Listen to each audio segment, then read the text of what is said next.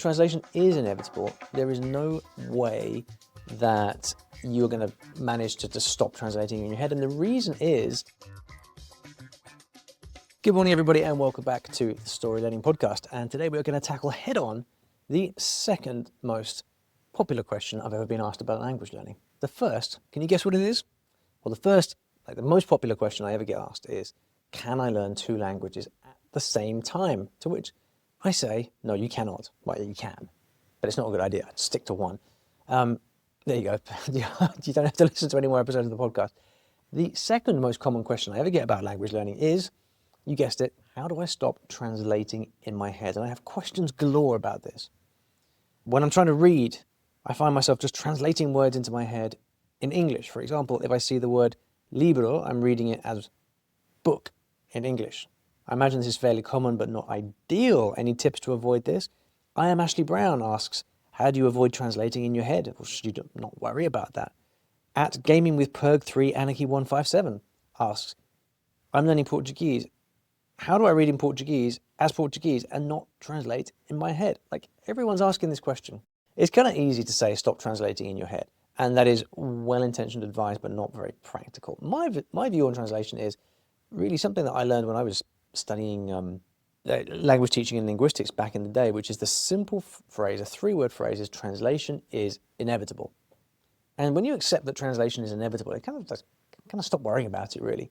Because translation is inevitable. There is no way that you're going to manage to stop translating in your head. And the reason is that when you learned your first language, you formed meaning in your first language. The way that you interact with the world, the meaning of everything, meaning has been, the very concept of meaning as it exists in the most kind of existential sense has been formed in your native language, right? So it's fantasy to think that you're going to somehow be able to switch into a foreign language and never relate the meaning of anything that you're reading into your L1, your mother tongue. It's just not going to happen. So translation is inevitable. I think it's helpful to think in terms of phases, right? Now, when you are reading or studying in general as a beginner, you are going to be translating a lot of stuff into your head. And I would simply say, just don't worry about it. Like, just get on with it. It's a feature of your experience of studying as a beginner. It's just going to happen. And in fact, not only is translation inevitable, it can actually be very helpful in a lot of cases. I don't agree with there's an approach in language teaching where you should never translate, you should always just live entirely in the target language. I don't agree with that. It's one of the reasons we use English to teach in our story learning courses, because it's a lot easier to explain a concept in English in 2 seconds than it is to have some long drawn out 10-minute explanation in the language. There was a study done in 2015, and this comes from a paper called The Effects of Using L1 Translation on Young Learners' Foreign Language Vocabulary Learning by Aidin, I think this is a Catalan name, I'm not quite sure how to pronounce it, but from Camot and Ballester. I'm not sure the provenance of those names. But anyway, it was in a Catalan school context, and they took some 10 and 11-year-old children, and they had 2 groups, and in those groups, the control group got English input only, right? So these are Catalan kids learning English. They got English only with no translation. But the experimental group got this same English input, but also the translation into the L1, so the translation into Catalan. Guess which students actually remembered the vocabulary for longer and could recall them more easily? It was the group that had the translation, all right? So the group who had the words in English, the language they were learning, but also in Catalan, translated for them, remember those words for longer and could recall them more easily. So it's simply not the case to say that translation is bad. It can be useful, and that's one example of how that can be. Where it starts to become a problem is at later levels. Okay, so if you are a kind of strong intermediate level or upwards, and you are still actively translating in your head, this is where it starts to become a bit of an issue. So let's look at it in simple terms. If you are reading a book in Spanish, and you see this is the example from Angelo G, 6728. If you're reading the word libro and you say, okay, that means book in English, like, fine, that's not a problem. Like the 10th time you see that word libro, you'll know it's book and you'll stop translating. The issue is that as a beginner, there's so much vocabulary that you don't know that you have to keep translating it back. But this goes away as you progress, right? If you're an intermediate level learner, what you'll find is, and in fact, this is a useful exercise to do sometimes just for your own self-confidence. If you've been learning a language for a few months or longer, go back and pick up the first thing you ever tried to read, right? Your textbook from 3 months ago. Try reading that and you'll realize you should find it's incredibly easy. And that should be a big confidence booster for you because it makes you realize, actually, you know what, I have learned a lot and I have come a long way, even though it might not be evident from the beginning. So the progress through a language is a continuum whereby you go and collect words and amass words. You become used to them over time and eventually they become normal such that you don't have to translate them anymore. I mean, this is the journey. This is just how it works. It's just that, like, I think people expect language learning to be a quick and easy thing, and it's not. It is a huge task. Learning a language is a gargantuan task, and it takes a huge amount of time. And so it inevitably takes you time to learn enough words that you get used to them and then no longer have to translate in your head. So at a vocabulary level, one word to the next, you're going to translate. Don't worry about it. Just keep going. And the single most effective thing you can do to actually stop that happening is just study an absolute boatload, right?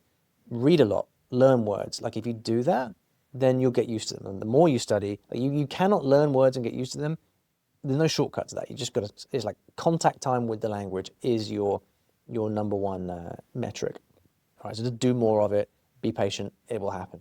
Now, a different level of translation happens at the sentence level.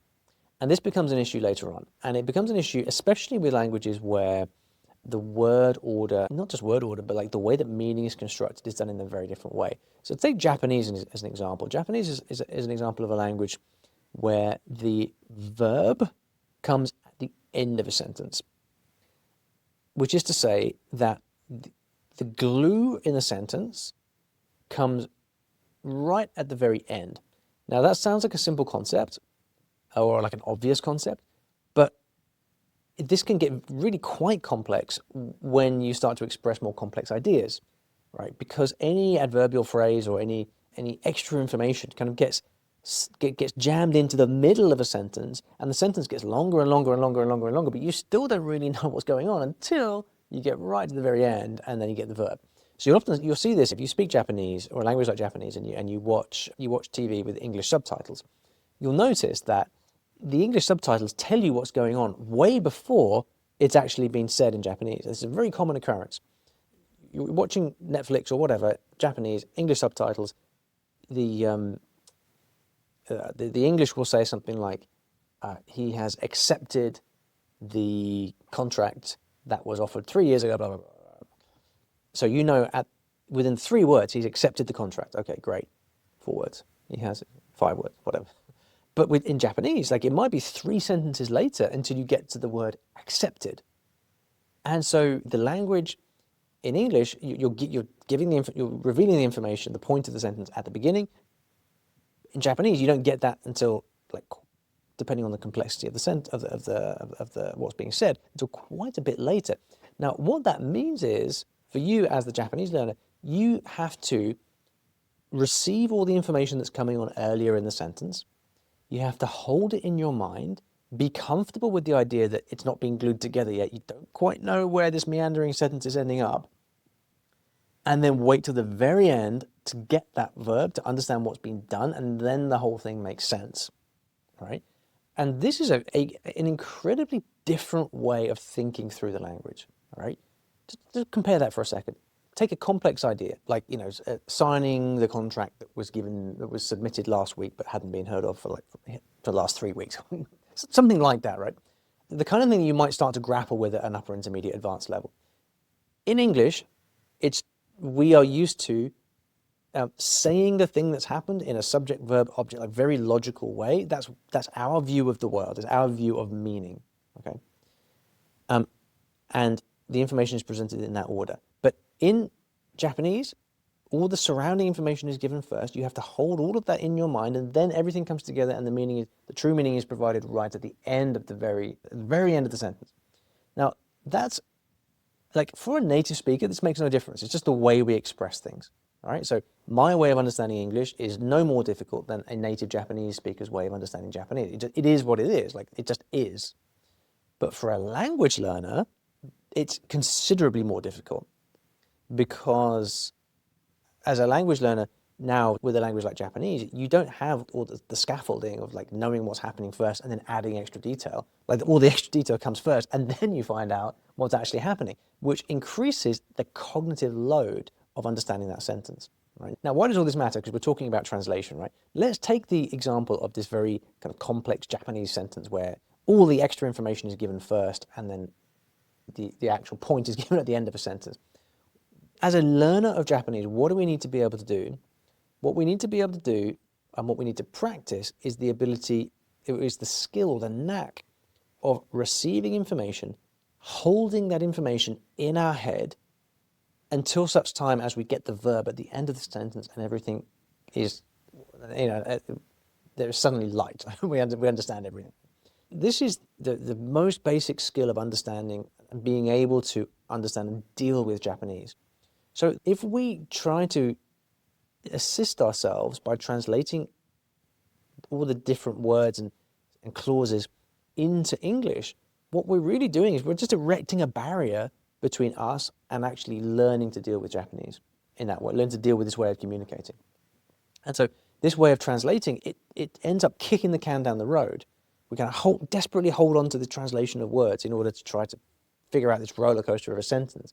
Whereas actually, what we want to practice is the acceptance that we don't have all the information we need at the beginning, and the practice of just being cool with not knowing stuff until the end of the sentence. And the more we practice that stuff, the more we get used to it. Because at the end of the day, and I'll tie this all together now, with a language, like the more different that a language is from your native language, or from English in my case, the more different the language is, the more learning the language is a challenge of simply getting used to the way that meaning is conveyed in that language, right? It was, what was that guy's name? Katsumoto? The guy who was blogging about language learning like 20 years ago. He said, you don't learn a language, you get used to it. And it's like, that's one of the truest statements about language learning that has ever been made. You do not learn a language, you get used to it. And the more you hold on to translation as a way of understanding, the longer it takes you to get used to it.